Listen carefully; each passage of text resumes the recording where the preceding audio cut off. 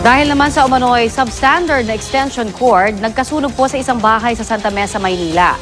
Sa Parañaque City naman, hindi bababa sa 40 pamilya ang nawala ng bahay dahil din sa sunog. Balitang hatid ni Jay Sabale.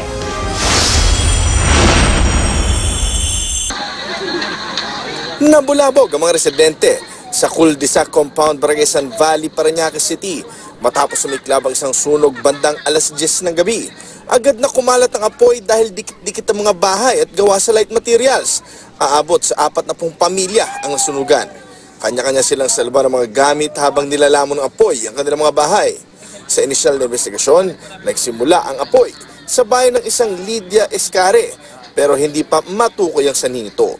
Wala namang nasugatan sa sunog. Umabot ito sa ikalawang alarma at ganap na napula alas 12 ng hating gabi. Nang dahil naman sa extension cord, nasunog ang isang kwarto ng 4 na palapag na bahay sa Piña Street, Santa Mesa, Maynila. Ayon kay Mariano Flordeliza, Chief ng Interagency Task Force ng Manila BFP, electrical overload ang sanhi ng sunog.